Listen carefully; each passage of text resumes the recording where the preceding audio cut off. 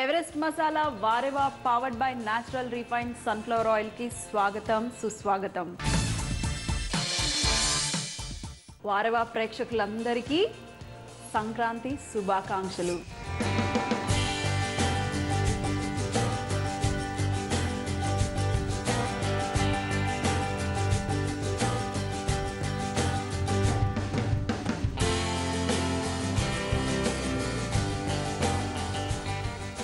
మరి పండగ అనగానే ఇల్లంతా సందడి సందడిగా ఉంటుంది. సందడి ఉంటే ఎంత బాగుంటుంది కదండి. మరి చుట్టాలు వస్తారు, అలాగే కొత్త అల్లుళ్ళు ఉంటే కొత్త అల్లుళ్ళు వస్తారు. మగవాళ్ళు అయితే పతంగులు ఎగరేయడానికి రెడీగా ఉంటారు. మరి మన ఆడవాళ్ళం అయితే వీళ్ళ కోసం స్పెషల్ పండగ వంటలు చేయాలి, పిండి వంటలు చేయాలి, మరి మార్నింగ్ వెరైటీ అయిన బ్రేక్ఫాస్ట్లు చేయాలి. మా స్టూడియోలో కూడా నేను చక్కటి ముగ్గు వేసేసి అలాగే కుండ పెట్టి పాలు కూడా పొంగిచ్చేసాను. సంక్రాంతి అనగానే ముగ్గుల పోటీలు మొదలెట్టేశారు. అంతా సందడే కదండి. మరి స్పెషల్ పండగ వంటలు చేసేద్దామా? మరి ఈరోజు పండగ స్పెషల్ చక్కెర పొంగలి మీ అందరి కోసం.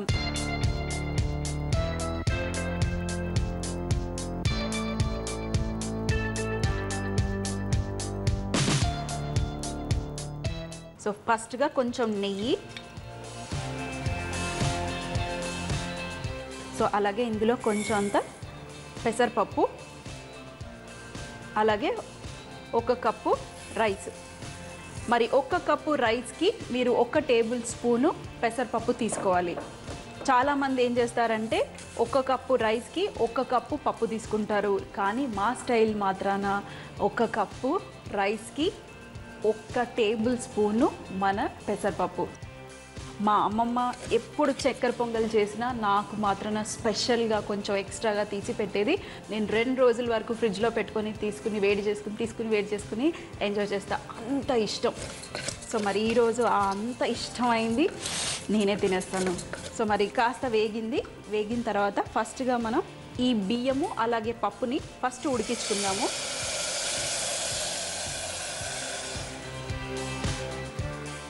మూత పెట్టేసుకొని ఒక 2 లేదా 3 విజిల్ల పాటు ఉడికించుకుందాం.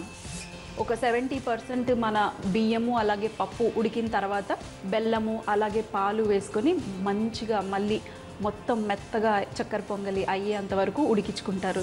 మరి ఇక్కడ బియ్యము అలాగే పప్పు చక్కగా ఉడికిపోయింది. ఒక 5 లేదా 6 విజిల్లు పెట్టుకోవచ్చు మీరు. సంక్రాంతి పండగ అంటే కొత్త బియ్యంతో స్వీట్ అన్నా హాట్ అన్నా చేసుకుంటాం కదా. సో చూడండి ఇక్కడ చక్కగా మెత్తగా ఉడికిపోయింది రైస్. ఇప్పుడు ఇందులో మనం బెల్లము పాలు వేసుకొని మరి కాసేపు చక్కగా ఉడికించుకోవాలి. తగినంత బెల్లం వేసుకుందాము. మీకు స్వీట్ ఎంత కావాలో మీరు అంత వేసుకోండి. 1 కప్పు రైస్కి మీరు 2 కప్పుల బెల్లం వేసుకోవచ్చు. మరి 1 టేబుల్ స్పూను మనం పెసరపప్పు కూడా వేసుకున్నాము, మర్చిపోకండి. మరి ఇప్పుడు ఇందులో పాలు కూడా వేసుకుందాం. ఒక్కసారి మిక్స్ చేసుకున్న తర్వాత కాస్త వాటర్ వేసుకుందాము. బెల్లం చక్కగా కరిగేంత వరకు మనం ఉడికించుకుందాం. సో మరి బెల్లము పాలు తగినన్ని పాలు మీరు వేసుకొని మరొక 10 నిమిషాల పాటు మనం ఉడికించుకుంటే మన చక్కెర పొంగలి రెడీ అయిపోతుంది. మరి లాస్ట్లో తాలింపు కాజు కిస్మిస్ వేసుకుంటే ఇంకా సూపర్. సో మరి ఒక 10 నిమిషాల వరకు మనం వెయిట్ చేయాల్సిందే. కాస్త దగ్గర పడుతుంది, ఇంకా చల్లారిన తర్వాత ఇంకా దగ్గర పడుతుంది. సో పర్వాలేదు. చూడండి చక్కగా బెల్లం కూడా కరిగిపోయింది. సో మరి ఇది పక్కన పెట్టేసుకొని ఒక్కసారి మనం యాలకుల పొడి వేసుకోలేదు స్వీట్లో. సో నెక్స్ట్ వేసుకుందాము. మరి ఈ చిన్న పెనంలో మనం కాజు కిస్మిస్ కావాలంటే మీరు బాదాము చిరోంజి అన్నీ వేసుకోవచ్చు. ఎన్ని డ్రై ఫ్రూట్స్ వేసుకుంటే అంత టేస్టీగా ఉంటుంది. నాకు చాలా ఇష్టం చక్కెర పొంగలి అంటే. మరి ఎక్కువగా నెయ్యి అలాగే బెల్లము చాలా స్వీట్గా ఉండాలి. సో మరి చూసారు కదా ఎంత ఎక్కువగా నెయ్యి వేసుకున్నాం. ఇందులో ఇప్పుడు మనం కాజు జీడిపప్పు కాస్త రంగు వచ్చిన తర్వాత మనం మన ద్రాక్ష పళ్ళు ఎండు ద్రాక్ష వేసుకుందాం. సో చూడండి కాస్త కలర్ వచ్చేసింది. ఇప్పుడు ఎండు ద్రాక్ష మీకు ఎంత కావాలంటే అంత వేసుకోవచ్చు, ఎక్కువగా కావాలంటే ఎక్కువగా. కొంచెం మన ద్రాక్ష కాస్త ఉబ్బగానే మనం కట్టేసేయచ్చు. సో మరి చూడండి మన ద్రాక్షలు ఎంత చక్కగా రౌండ్గా భలే బెలూన్స్ లాగా ఉబ్బిపోయాయి. మరి ఇప్పుడు మన స్వీట్లో ఇది వేసేసుకుందాం. మీరు తాలింపు ఎప్పుడైనా కొంచెం అంటే ఈ స్వీట్ తాలింపు అంటే మన డ్రై ఫ్రూట్స్ తాలింపు లాస్ట్లో వేసుకున్నారనుకోండి, కాజు కిస్మిస్ మన ఎండు ద్రాక్షలు కొంచెం మంచిగా, కాజు ఏమో కరకరలాడుతూ ఉంటుంది, మరి ఎండు ద్రాక్షనేమో కొంచెం సాఫ్ట్గా ఉంటుంది.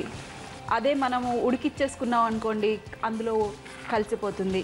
మరి ఇప్పుడు లాస్ట్లో మనం మంచి ఫ్లేవరింగ్ కోసము ఇలాచీ పౌడర్ ఎక్కువగా,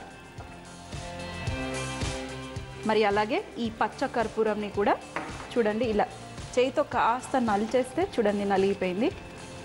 కాస్త చిటికెడు మీ దగ్గర ఉంటే మీరు వేసుకోండి, లేదంటే ఇలాగే డైరెక్ట్గా కూడా మీరు ఎంజాయ్ చేయొచ్చు. సో చూడండి మన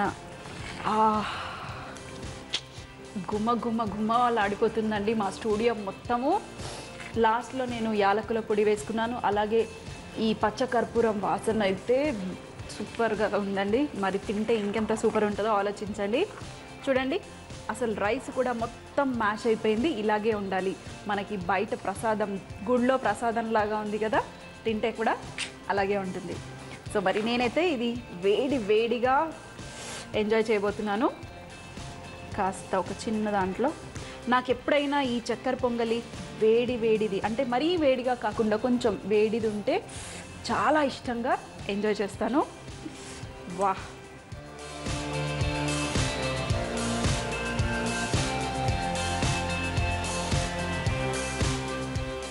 పర్ఫెక్ట్గా స్వీట్ సరిపోయిందండి. పర్ఫెక్ట్ అంటే పర్ఫెక్ట్గా సరిపోయింది. యాలకుల పొడి వాసన, అలాగే నెయ్యి, ఆహా వేడి వేడిగా నోరు కాలుతున్నా అది కడుపులో పడాల్సిందే.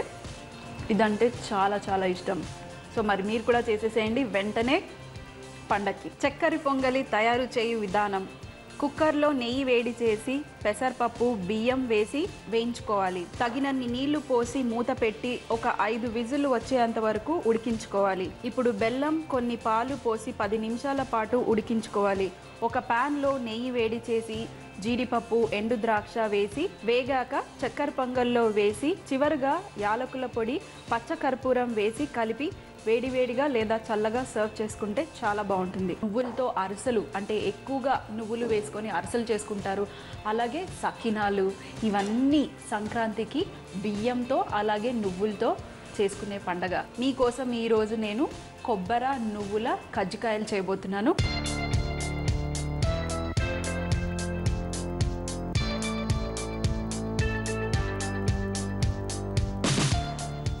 ఈ కజ్జికాయలు చేయడం కోసం ఫస్ట్ పిండి, మనకి మైదా పిండి కొంచెం, సో కొంచెం గోధుమ పిండి, ఈక్వల్ క్వాంటిటీస్ వేసుకున్నా పర్వాలేదు. ఇంకొంచెం క్రిస్పీనెస్ కోసం మీరు కావాలంటే మన ఉప్మా రవ్వ కూడా వేసుకుంటే ఇంకొంచెం క్రిస్పీగా బాగా వస్తాయి. సో మీరు కావాలంటే అది కూడా వేసుకోవచ్చు. ఇందులో చిటికెడు సాల్ట్, మరి ఇందులో కొంచెం ఆయిల్,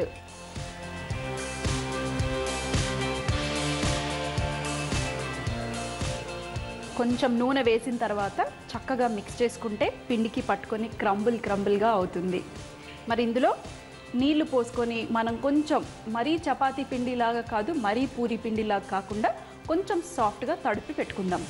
మరీ గట్టిగా కాకుండా మరీ మెత్తగా కాకుండా తడిపి పెట్టేసుకున్నాను. సో ఇది ఒక 10 నిమిషాల పాటు మనం పక్కన పెడదాం. మరి దీని లోపల స్టఫింగ్ కోసం అంటే మనం కజ్జికాయలు చేయటం కోసము నువ్వులు, కొబ్బరి అని చెప్పాను కదా, సో నువ్వుల్ని కాస్త మీరు వేయించుకొని చక్కగా పొడి చేసుకుంటే పచ్చివాసన లేకుండా బాగుంటుంది. సో ఇక్కడ నేను కాస్త వేయించుకొని పచ్చివాసన పోయేంత వరకు వేయించుకొని నేను గ్రైండ్ చేసి పెట్టుకున్నాను ఈ నువ్వుల పొడి. అలాగే ఎండు కొబ్బరి, సో ఆ ఎండు కొబ్బరి తీసుకొని ఇలా గ్రేటర్ తీసుకొని సన్నగా కట్ చేసుకొని పెట్టుకుంటే కజ్జికాయలు చేసుకోవడానికి వాడుకోవచ్చు. 1 కప్పు ఎండు కొబ్బరి అయితే 1 కప్పు నువ్వుల పొడి వేసుకుంటే మనకి చక్కగా 2 సేమ్ క్వాంటిటీస్లో ఉంటే టేస్ట్ కూడా బాగుంటుంది. లేదంటే మీరు ఎక్కువగా కొబ్బరి వేసుకొని తక్కువగా నువ్వుల పొడి కూడా వేసుకోవచ్చు. ఇక్కడ నువ్వుల పొడి, అలాగే కాస్త యాలకుల పొడి. మీరు కావాలంటే పంచదారతో కూడా చేసుకోవచ్చు. బెల్లంతో చేసుకుంటే కజ్జికాయలు చాలా చాలా టేస్టీగా ఉంటాయి. సో మరి నేను బెల్లం వేసుకుంటున్నాను. అంటే సన్నగా పొడి చేసుకొని వేసుకుంటే కలుపుకోవటానికి ఈజీగా ఉంటుంది. సో ఇది ఒక్కసారి మిక్స్ చేసేసుకొని ఇప్పుడు చిన్న చిన్న పూరీల్లాగా చేసుకొని మనం కజ్జికాయలు చేసేసుకోవటమే. నువ్వులు, బెల్లము, అలాగే కొబ్బరి, యాలకుల పొడి చక్కగా మిక్స్ చేసుకున్నాను. మీరు కావాలంటే ఇందులో డ్రై ఫ్రూట్స్ కూడా వేసుకుంటే ఇంకా బాగుంటుంది. ఇంకా కొంచెం రిచ్నెస్ కోసం డ్రై ఫ్రూట్స్ కూడా వేసుకోవచ్చు, కానీ సన్నగా చాప్ చేసి వేసుకుంటే బాగుంటుంది. సో ఇది రెడీగా ఉంది. అలాగే మన పిండి కూడా రెడీగా ఉంది. మీ అందరికీ తెలుసు కదా, మరి కజ్జికాయలు చేసుకోవడానికి కోసం చిన్న చిన్న పూరీల సైజ్ చేసుకొని మనం ఇప్పుడు వీటిని సన్నగా రోల్ చేసుకున్న తర్వాత చిన్న పూరీలాగా చేసుకుని మధ్యలో పెట్టి క్లోజ్ చేసేయాలి కదా. ఇది చేయటం కోసము చూడండి పిండి, మరి కజ్జికాయలు మనం చేయటానికి ఒక స్పూన్ దొరుకుతుంది కదా, ఆ స్పూన్కి చిన్న చక్రం ఉంటుంది. ఆ చక్రం తీసుకుని నేను ఎలా ఆడుకునేదాన్ని. ఈరోజు మనం చక్రం లేకుండా డైరెక్ట్గా మనం చేయితోనే ఫోల్డ్ చేయబోతున్నాం. మీకు ఏ సైజ్ కావాలంటే ఆ సైజులో మీరు కొంచెం పెద్దగా అయినా సరే చిన్నగా అయినా సరే పూరీల్లాగా ఫస్ట్ రెడీ చేసి పెట్టుకోవాలి.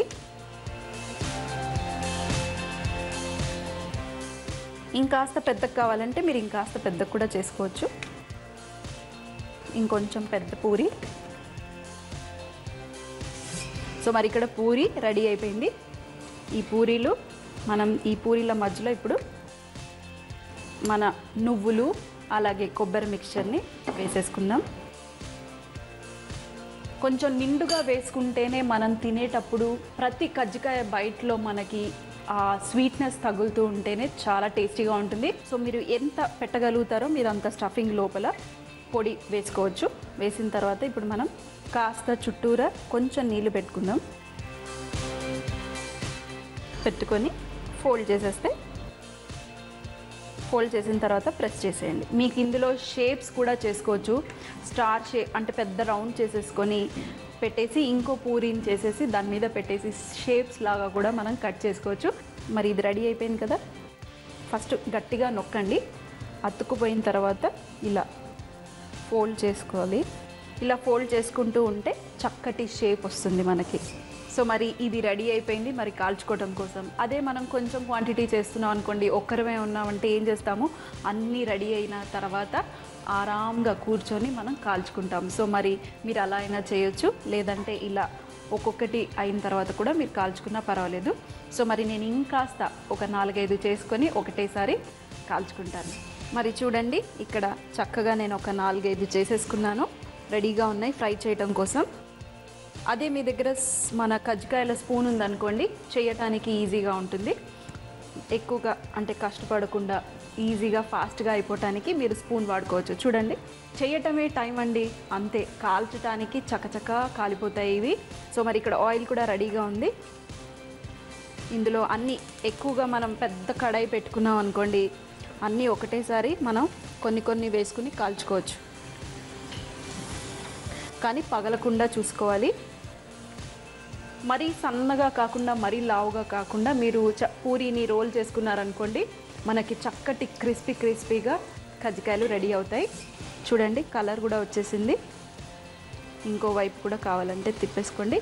మీకు ఎంత కలర్ కావాలంటే మీరు అంత కలర్ వరకు ఫ్రై చేసుకోవచ్చు. వట్టి మైదా పిండితో చేసుకున్నాం అనుకోండి వైట్గా కనిపిస్తాయి.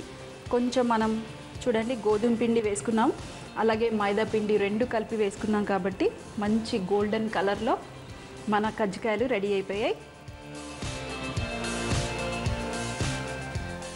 న్యూస్ పేపర్ కానీ ఏదన్నా పేపర్లో మీరు తీసి పెట్టుకుంటే మన ఎక్స్ట్రా నూనె ఏదన్నా ఉంటే అది పీల్చుకుంటుంది. దాని తర్వాత చల్లారిన తర్వాత ఎక్కువగా క్వాంటిటీస్ చేస్తే మనం ఏం చేస్తాము, చల్లారిన తర్వాత డబ్బాలు తీసుకుని డబ్బాలలో 15 రోజుల కోసం ఎంజాయ్ చేయడానికి కోసం మరి డబ్బాలో స్టోర్ చేసి పెట్టుకుంటాం కదా. సో మీరు అది చల్లారిన తర్వాత డబ్బాలలో పెట్టుకోవచ్చు. చూడండి ఎంత చక్కగా ఉబ్బినాయి కూడా. ఇలా ఉబ్బుతాయి కదా, మీరు కరెక్ట్గా లోపల ఫీలింగ్ అంటే మన నువ్వులు కొబ్బరి ఎక్కువగా పెట్టుకున్నాం అనుకోండి, ప్రతి బైట్లో తింటూ ఉంటే మనకి లోపల కొబ్బరి అలాగే ఈ నువ్వులు తగులుతుంది. మరి లాస్ట్లో నేనైతే ఎప్పుడన్నా ఇలా ఫ్రెష్గా సర్వ్ చేయాలి అనుకుంటే ఏం చేస్తానంటే చక్కెర పొడి తీసుకుని ఈ కజ్జికాయ వేడివేడి కజ్జికాయ మీద కొంచెం ఇలా టీ జాలీలో వేసుకొని ఇలా జల్లుకున్నాం అనుకోండి, చూడండి కొంచెం వెరైటీగా. ఎప్పుడన్నా కొన్ని చేసుకుంటాం కదా, అప్పుడు మీరు ఇలా గెస్ట్లకి కానీ ఇలా సర్వ్ చేసేసారనుకోండి, ఎంత బాగుంటుంది. చూడండి చూడటానికి కూడా ఎంత చక్కగా ఉందో. సో ఎప్పుడన్నా ఇలా కొన్ని చేసుకున్నారనుకోండి, ఇలా పైన మన హోటల్ స్టైల్లో డస్ట్ చేసుకోవచ్చు షుగర్ పౌడర్ని. సో మరి ఇది వేడివేడిగా నేనైతే ఎంజాయ్ చేస్తాను. చెప్పాను కదా, ఎప్పుడైనా వేడివేడిగా ఎంజాయ్ చేయటమే మా అలవాటు. ఇప్పుడు కాస్త వేడిగా ఉంది కాబట్టి కొంచెం సాఫ్ట్గా ఉంది, కానీ ఇవి చల్లారిన తర్వాత కూడా క్రిస్పీగా ఒక వారం పాటు మనం ఎంజాయ్ చేయొచ్చు. కొబ్బరి నువ్వుల కజ్జికాయలు తయారు చేయు విధానం. ఒక బౌల్లో మైదా పిండి, గోధుమ పిండి, చిటికెడు ఉప్పు, కొంచెం నూనె వేసి ఒకసారి కలిపి తగినన్ని నీళ్లు పోసి చపాతీ పిండిలాగా తడిపి పెట్టుకోవాలి. ఒక బౌల్లో ఎండు కొబ్బరి, నువ్వుల పొడి, యాలకుల పొడి, బెల్లం వేసి కలుపుకోవాలి. పిండి ముద్దను పూరీ సైజులో రోల్ చేసి కొబ్బరి నువ్వుల మిశ్రమాన్ని పెట్టి చివర్లకు నీళ్లు పెట్టి ఫోల్డ్ చేసి ప్రెస్ చేసుకోవాలి. వీటిని వేడి నూనెలో ఫ్రై చేసుకోవాలి గోల్డెన్ కలర్ వచ్చే వరకు. 2 స్వీట్స్ చూసేశారు కదా, మరి అలాగే స్వీట్లే తింటే ఏం బాగుంటుంది, కొంచెం హాట్ కూడా ఉండాలి కదా. సో మరి హాట్ కోసం ఈరోజు 3 పప్పులతో వడ చేసి చూపించబోతున్నాను. మినపప్పు, శనగపప్పు అలాగే పెసరపప్పు, 3 పప్పులతో మంచి కాంబినేషన్తో వడ.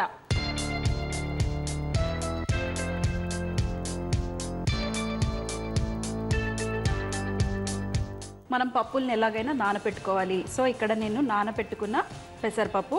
ఈ పెసరపప్పు మీరు ఎప్పుడైనా వడలు చేసుకునేటప్పుడు నీళ్లు ఉండకూడదు.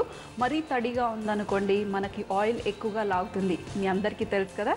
గ్రైండర్లో మరి అలాగే ఇందులో శనగపప్పు కూడా అన్నీ ఒక 6 గంటలు లేదా 4 గంటల పాటు మీరు నానపెట్టుకుంటే సరిపోతుంది. అలాగే ఇందులో మినపప్పును కూడా ఒక 4 గంటల పాటు నానబెట్టుకోండి. ఇందులో ఇప్పుడు మనం ఎండుమిర్చీలు వేసుకుంటున్నాము. మనం పచ్చికారము అలాగే ఎండుకారం కూడా ఏం వేసుకోవట్లేదు, డైరెక్ట్గా ఎండుమిర్చీలు. మీరు ఎక్కువ కావాలంటే ఇంకొంచెం ఎక్కువ కూడా వేసుకోవచ్చు. అలాగే తగినంత సాల్ట్, జీలకర్ర,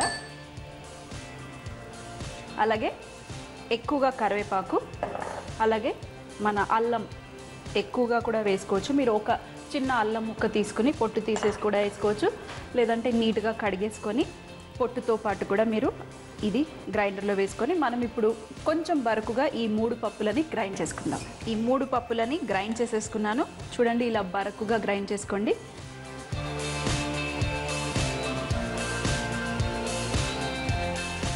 చూడండి అన్నీ నేను ఇందులో సాల్ట్ వేసేసాను, అలాగే కరివేపాకు అన్నీ వేసేసాను కదా. మరి కొంచెం మా వారు చెప్తారు ఇందులో కాస్త బటర్ వేయాలి అంట. సో ఇక్కడ కొంచెం బటర్ ఉంది, ఒక చిన్న టీ స్పూన్ బటర్ మీరు వేసుకోవచ్చు.